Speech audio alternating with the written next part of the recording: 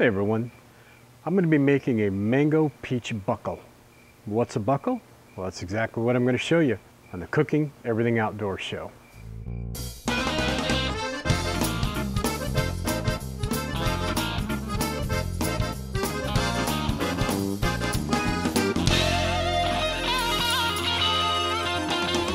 Your house, the Outdoor Cook, Cooking Everything Outdoors show. I hope you try this at home. So what's a buckle?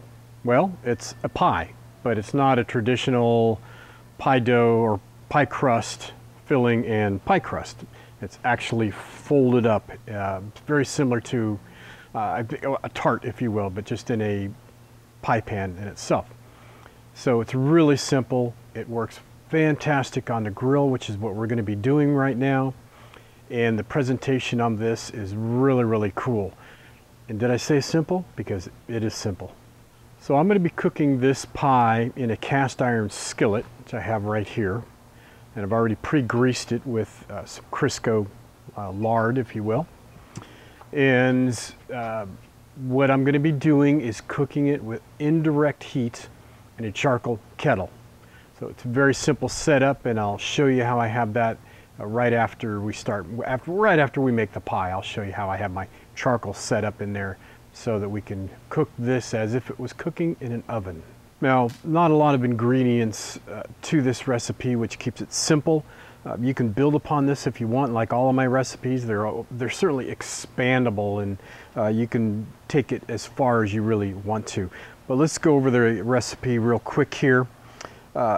Highly encourage you to use fresh peaches and fresh mangoes if you can get them. What I had available to me just really didn't look that great, so I opted for frozen, and frozen works really well. Just make sure you defrost them first. So I have 16 ounces of frozen peaches and 16 ounces of mango. It's probably about 3 to 4 peaches, large peaches, and about 3 mangoes sliced up. You can change the ratio on this. The mango adds some unique tartness to it, and also a different mouthfeel than the peaches. So it's quite a surprise, and if you don't tell anybody it's a mango peach, they're gonna, kind of be taken aback by the flavor of this peach buckle. It's really kind of fun. So that's what I'm going to use for the filling, and to add to that, to make it flavorful, I have 2 tablespoons of all-purpose flour. For the crust, I have a egg white. I have 1 cup of regular sugar, 2 tablespoons of good brandy, so half a teaspoon of cinnamon, 1/4 teaspoon of ginger, and 1/8 of a teaspoon of allspice, and the juice from a couple limes that I'll be using. And of course, my ever faithful cheater pie dough, which I like to use all the time. And that's all is required for this. Now, you could add some butter pats to this to make it even more richer. I'm not going to do that tonight, but keep that in mind when you make it. You might want to put 5 or 6 pats of butter in there. So the first thing I like to do is mix up my dry ingredients, and that's just basically the flour, my sugar, and my spices, my cinnamon, my ginger, and my allspice. Everything else goes on later. So just give a good blend. And all this does is just gives me a better consistency as I'm mixing it in with my peaches and my mangoes.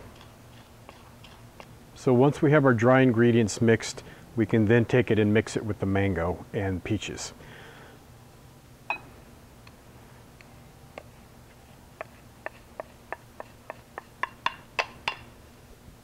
And just lightly toss these. Just want to get them nice and blended.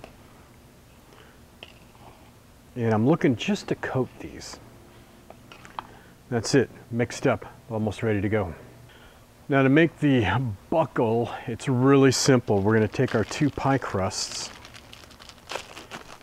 and these are going on the bottom. Now, you're used to having 1 on the bottom, but we're actually using 2 pie crusts on the bottom. So I want to lay it in there and maybe 3/4 of the way. so that I have a lot of pie dough laid out to the side. And be careful when you lay this in there, you don't want to puncture the sides. But I have about a third of the pie dough, pie crust on one side.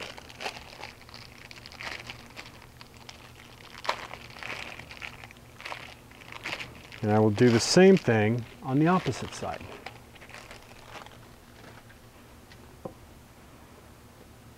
And here you can see I've actually sealed the whole bottom of the pie pan so that I don't have anything gooshing under there if possible. Then I want to take my pie filling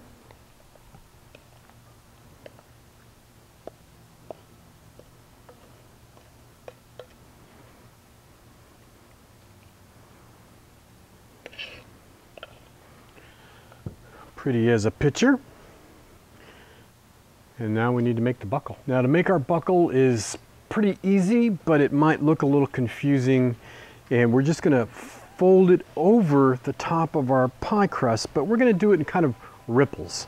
And that's where the buckle comes from. So we're just gonna bring a little bit up and then kind of fold some over, bring a little up, fold some over, bring a little up, fold some over. So you can see this actually looks kind of cool. Got a little bit of the pie filling exposed there. And what I'm going to do is I'm going to take one of the limes and I'm going to drizzle it over the center there. And then I want to take my brandy and I'm going to pour it right in there. And then I want to take my egg white and I just want to paste up my pie crust to get a nice golden brown color. So now here you can see how I have my charcoal kettle set up, and what I've taken is made a ring around the outside perimeter in the kettle of my briquettes. I don't have anything in the center, so it's somewhat cooler there. The heat's going to come in theory and actually in practice, it comes up and around the kettle and cooks, just very similar to a convection oven. And we're looking to maintain about a 350 degree oven for about 45 minutes. And so when I put my dome on and I'm watching this, and if I'm hitting 390, 425, it's too soon to put the pie in. So I'm going to damper it down, try to reduce the temperature a bit, and just watch it and get it stabilized. Now we'll put the pie in, and about 15 minutes later I'm going to take a peek at it, keeping an eye on the temperature, and I might drop some more charcoal in there just to maintain the temperature. That entirely depends on the brand of charcoal you're using. Some charcoal will last a full 45 minutes, 50 minutes or so. And other stuff only lasts 30-35 minutes. It falls apart really, really quick. So we have to watch that as we cook. So I am right at 370. So that's a good place to be. I'm going to put my pie in. Right dead center is where we want it. And we'll close it up and let it bake, watching the temperature. Well, we've been at it for about 20 minutes now, maybe 25. The temperature is dropped a little bit. I'm down at about 300 degrees. Now, kind of got to make a decision at this point whether I want to add some charcoal to it or just keep cooking. But I think we'll take a quick look at it and just kind of make a determination from there. Now, let me tell you that every time we lift this lid up, we're going to lose heat. We're going to lose cooking time. So I don't want you to take it lightly that we're just going to open up the lid to peek, because that's not really what we want to do. But because I'm filming this for you guys, I want you to get an idea of what the pie looks like at this particular point, and to see if we're getting any cooking actually happening here. So let's take a peek at this. Oh, okay, look it. So we've got some browning going on.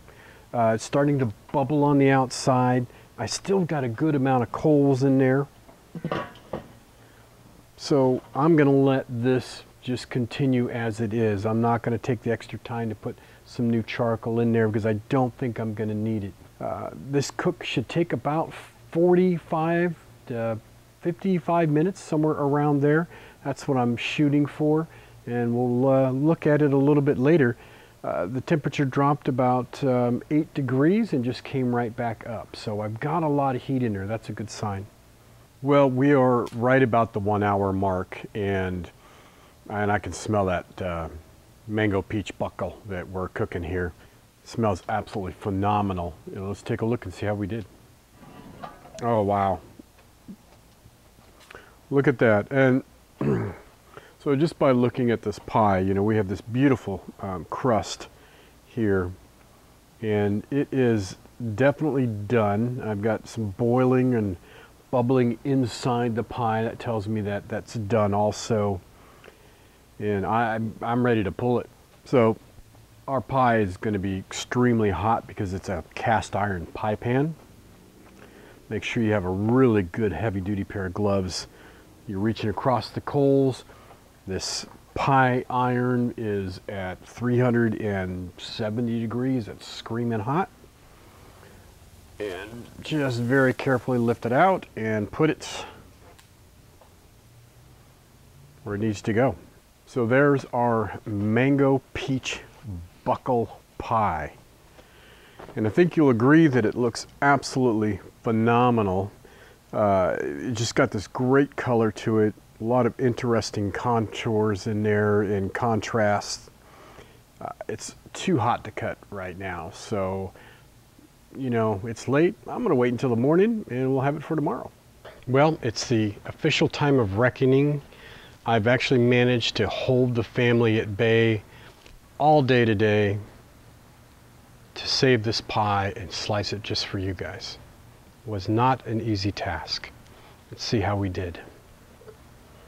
Guess there's no easy way to do this. I'm just going to cut it up in pieces.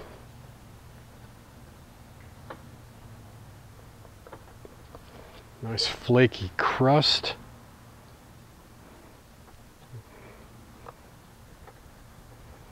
Got chunks of mango and peach in there.